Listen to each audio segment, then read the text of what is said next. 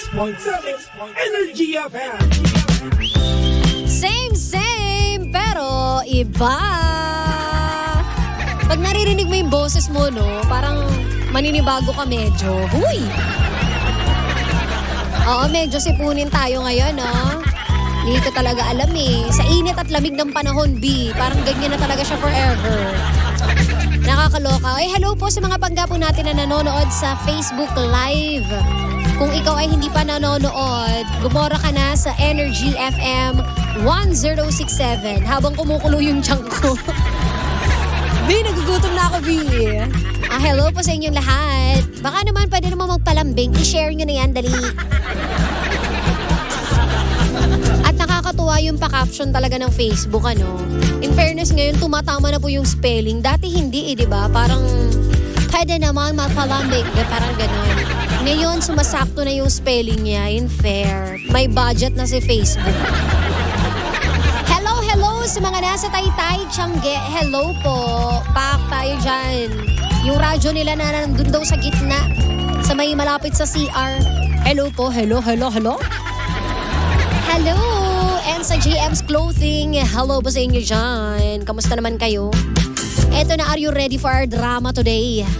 Ang drama natin ay, nako, ikaw mismo makaka-relate dito, Panggano. Dahil nga po Lunes, so mga ikakainit ng ulo ninyo ang ating napili. Eto na ang sabi. Ako ngayon palang uminit na ulo ko, nakakaloka eh. Ang sabi dito, ang problema ay meron siyang kaopisina, Pangga. So ginawa siyang ninang din ng anak. Marcy cake sila, ganyan. Pero bago pa lang to sa opisina, ha. Take note, bago pa lang. Tapos, nung ginawang ninang, ayan, o di okay. Hindi naman sila close pagdating sa office. Pero ninang siya, B, ba't ganun? Ang siste, umutang 1,000 pesos una. Hindi binayaran, so pinalagpas nitong si ate mo, girl. Sabi niya, 1,000 lang naman, ang yaman. Pinalagpas mo yung 1,000, sa amin ni Jimbo, hindi uubra yan, may screenshot yan. Ngayon, dumating pangalawang beses. Ang iniisip na lang kasi neto ni ate, yung 1,000 pesos na yon ay para na lang dun sa inaanak niya. Ngayon, umulit na naman itong si ate mo, girl. Nag-message na naman kinamadaling araw daw. Sabi, uy, besh, musta? Kahit ka-office mate lang daw sila, B. At nakaramdam nga na uutang na naman. Dahil the next day, ayun na, dun niya na sinabi, sa messenger lang ulit. Take note ha, hindi personal kinakausap. At sinabi niya nga na uutang daw siya ulit. This time, 5,000 pesos na. So from 1,000, naging 5,000 pesos. At babayaran daw pagdating ng sweldo. Eto ka. Pinautang na naman ito ni ate girl. Naawa daw kasi. So sabi, sige, total, bago nagsisimula ng pamilya, pinautang. Hindi nagbayad sa pinag-usapan nilang date. At eto na, pangatlong beses. Ginamitan ng long message. Sabi, pasensya na nga. Eto na yung pinakaano na lang summary. Pasensya na dahil hindi nakabayad, nagkaroon daw ng problema at merong mga na-ospital at may mga nagkasakit. And this time, kailangan niya ng pera para maipangbayad dun sa inutangan niya at ibabalik din daw sa sweldo. So ngayon, ang hinihingi niya naman ay 10,000 pesos. Congratulations! So from 1,000, 5,000 to 10,000 pesos. At ngayon, hindi niya po pinautang. At eto na ang siste.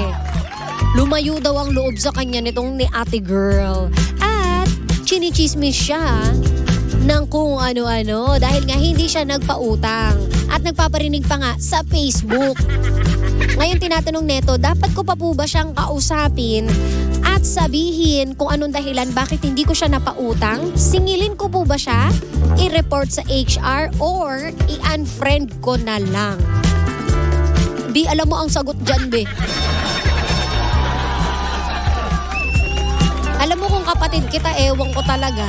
Puntahan kita dyan sa bahay ninyo. Una, 1,000 pesos umutang. Alam mo yung mga red flag dyan, B?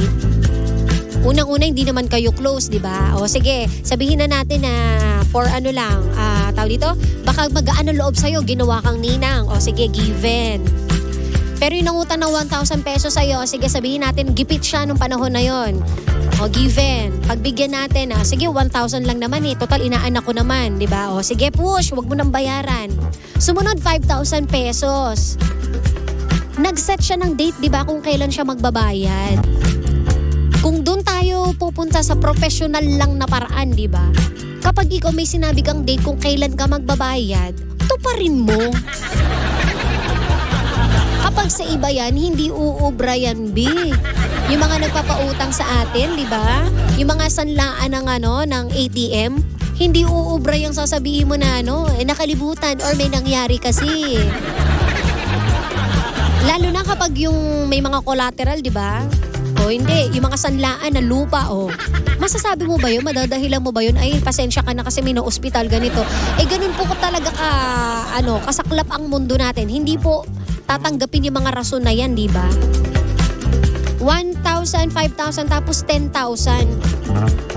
Sa 10,000, ginamitan ka ng long message. O sige, sabihin na natin na sobrang mahabagin ka, maawain, napamahal ka na sa kanya, naaawa ka talaga. Effective yung actingan ni ate sa'yo, di ba? Pero hello, meron ka pa bang pera? Yun lang tanong ko sa'yo. Magkano na yon? 16,000 pesos. Imagine yung 16,000 pesos na yun, pinagtrabahuhan mo, pinaghirapan mo, tapos hiningi lang sa'yo ng ganon-ganon at hindi ka babayaran. Tapos tinatanong mo ngayon, di ba, kung isusumbong mo ba sa HR, kung i-unfriend mo ba, or kakausapin mo, ay B, dapat lang B. Halika rito. Halika rito. Sumugal ka ng 1 minuto. B naman, sa panahon ngayon, hindi ka na pwedeng mautakan.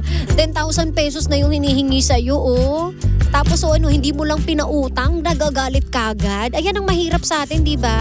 Syempre, sinanay mo rin kasi Sinanay mo, pinautang mo ng pinautang. Hinayaan mo nung hindi magbayad. O tapos ngayon, ayan ang nangyari. Back to you. Siya pa ang may gana, di ba? Nakakahiya naman. Puntahan mo. Tapos sabihin mo sa kanya, uy, B, magbayad ka kaya muna. Tapos pautangin kita ng 10K. Tapos pinautang mo ulit, no? Hindi. Huwag mo nang pautangin. Una, sige, i-report mo sa HR, di ba? Total, dyan naman nangyari. Ano ba, sa opisina nang nangyari? Di ba, ka-office mate mo yan. Kung hindi mo na kaya sige, i-report mo. Tapos, huwag ka na magpautang. Kung sabihin natin na hindi na siya makapagbayad o magsabi siya sa HR kung ano talaga yung nangyari sa buhay niya, labas ka na doon, pangga, di ba? Kumbaga minsan, yung sobrang pagtulong, hindi na yan, hindi na tulong na masasabi yan Sabi nga teach a man how to fish. Don't feed him fish, sabi. Pak, alam mo naman may kalaliman taglay tayo for today. Sheena, i-apply mo yan. Hindi kasi diba kapag sinasanay niyo po, pangga, walang mangyayari dyan. Sa tuwi na lang na may pangangailangan siya, sa'yo kakapit. Dahil meron siyang kaibigan na matatakbuhan. Diba? Wala namang kasong tumulong. Pero sana nag-aabiso man lang siya na, uy, pasensya ka na, hindi ako makakabayad ngayon kasi may nangyari. Hindi yung magsasabi siya ng dahilan dahil uutang siya uli ng panibago. Nagigets ba ako? Doon pa lang sa 1,000 pesos, sana nagsabi na siya. Pasensya ka na, hindi ako makakabayad sa'yo. Kailangan ko ng 5K na tulong. Sige. Umutang, hindi nakabayad. Sana nagsabi pa rin siya. Pasensya ka na, alam ko may utang ako sa yung 1,000 tsaka 5,000. Hindi pa ako nakakabayad. Wala, ikaw lang talaga malalapitan ko. Walang-wala ako. Kung kunwari na-scam, namatayan o kung ano man. At least meron kang panghahawakan. Hindi yung i-ghost ka lang niya, di ba? Ginost ka, friend Tas lalapit lang sa'yo kapag uutang uli. I cannot be, no. Sabi rito, Ate Girlie, huwag ka mag-alala, hindi lang ikaw ang inutangan niyan, marami kayo. Tawag dyan, professional utangera, sabi ni Jeff Oliveros. Hoy, baka kayo yung magkaka-office mate, Jeff, kilala mo ba to? O, di ba? Marami daw kayo. Well, actually, merong mga ganyan, di ba, na hindi natin alam. Sanay na sa ganyang galawan. O, meron pang spill. Copy-paste, ganon. Sabi naman ni Archie, solian na ng kandila yan. Ay! O, friendship over na, B, sabi. Ito naman, i-report na yan sa HR. Tama lang yan na hindi nahiya, na hindi nahiya pinautang. Dapat kasi kapag nangungutang, matuto ding magbayad. Kaya pati rin sa pagkakaibigan, pera din ang sisira sa friendship nila. Sabi ni Darwin Rosel. Alam nyo, yan yung pinaka-ekis na pag-aawayan ng magkakaibigan ng pera, di ba? Ako, nagkaroon naman ako ng kaibigan na hindi nagbabayad, pero nagsasabi naman siya in fairness. Alam kong mali, oo na. Aware naman tayo doon, di ba? Pero at least nagsasabi. Kaysa dun sa mga hindi talaga nagsasabi, alam mo yon, yung parang sin zone ka na lang, hindi ka na niya kilala. O, pero may utang siya. Di ba? Parang nakakahiya naman sa inutangan mo, friend. Magpaabiso ka naman na, uy, successful na ako, B. Hindi na ako makakabayad ng utang sa'yo. Regalo mo na lang yon, ganun. Magsabi tayo. Mahalaga po yun. Sabi, isoli mo na ang kandila, B. Sabi ni Archie Cyrus Alba. Ayan. Kung sa akin yan, imekos-mekos ko na yan. Sa makina na panghalo ng semento kahit bigyan ko pa ng sobrang 5K. Sabi ni Joanne. Yung mayaman mong kaibigan no? Imemekos-mekos na lang, bigyan mo pa ng extra 5K. Yun lang para maayos, no, Pangga. I-report mo, tapos kausapin mo. Kausapin mo kapag hindi mo nadaan sa mabuting usapan, report mo na sa HR. Kapag hindi pa rin talaga, o edi ipabarangay mo na, pwede naman yan O, tas doon kayo mag-settle. O, hindi natin sasabihin na 5K lang yan. Pag-aksaya mo pa, ay, B, 5K is 5K. Mahirap po sa panahon ngayon. 5K nga, pambili mo na lang yan ng pagkain ngayon, no? Importante yan. Maraming mamamatay para sa 5K. Okay? Kaya mo yan. At saka una sa lahat, matatawag mo bang friendship? Ikaw na rin mismo nagsabi. Kabago-bago niyan sa opisina ninyo tapos nangutang. Ginawa kang ninang.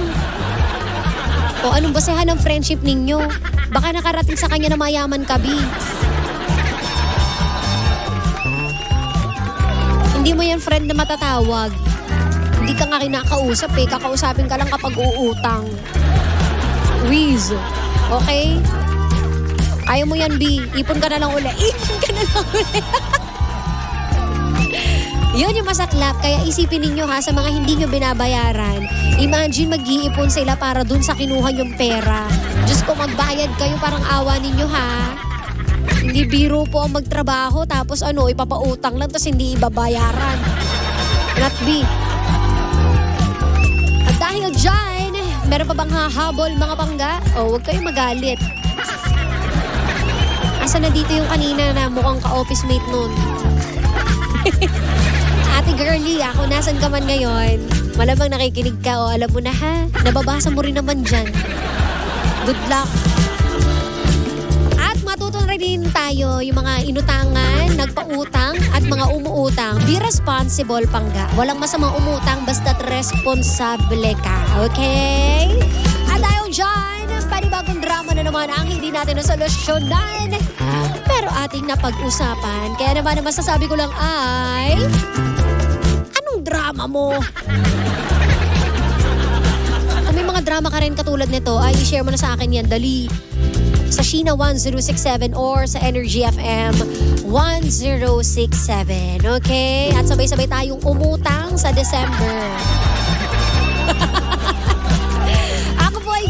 Mga Pangga, susunod na The Monarch of Philippine Radio. Walang iba kundi si Kuya Chico. Sana bukas okay ng boses natin, Bino. Hindi tayo pwede magkasakit, Biha. O siya. Mag-ingat kayo lahat mga Pangga. And eto na nga, wake me up when September ends. Tapos ng September, pwede ka nang gumising. Ang sabi.